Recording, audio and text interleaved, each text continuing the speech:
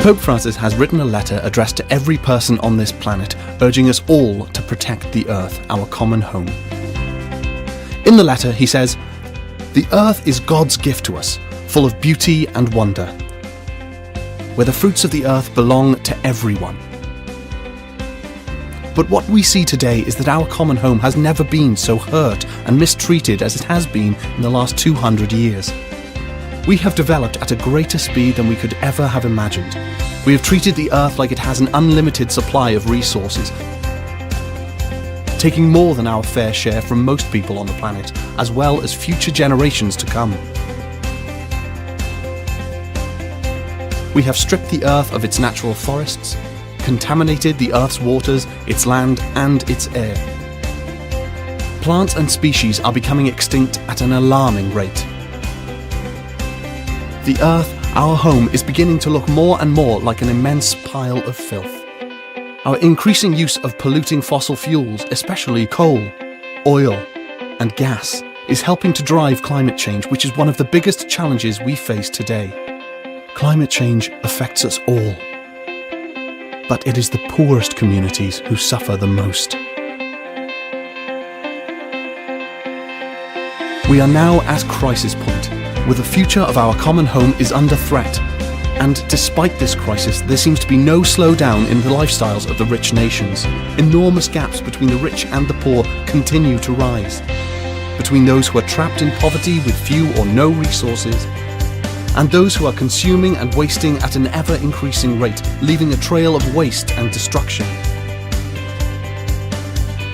Our digital world is also polluting us with noise and distractions, stopping us from learning how to live wisely, to think deeply, and to love generously. Real relationships are replaced with virtual friendships, which we can choose to accept or reject, making us dissatisfied with true, deep relationships, or can give rise to a new sense of isolation. Yet, despite all of this, all is not lost. Young people demand change. Young people want to build a better future, which takes seriously the environmental crisis and the sufferings of the poor. So we can change. We can make a new start. To protect our common home, we need a common plan. The whole human family needs to work together so that we may sow beauty, not pollution and destruction. Our use of polluting fossil fuels also needs to be replaced without delay. And we need to stop treating the world's resources as an object for profit, with no thought on how our actions might affect the environment or future generations. So let's put love for the world and love for our neighbour into action by living together in harmony, listening to one another, caring for nature, and getting involved with society and politics. Let's undergo an eco-conversion in which we listen to the cry of the earth and the cry of the poor.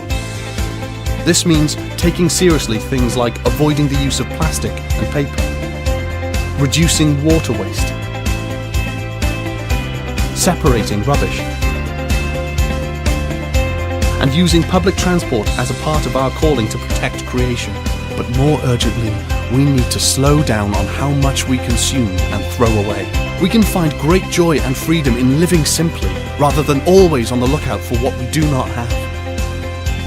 We are capable of these changes and making a new start. So let us make that start today.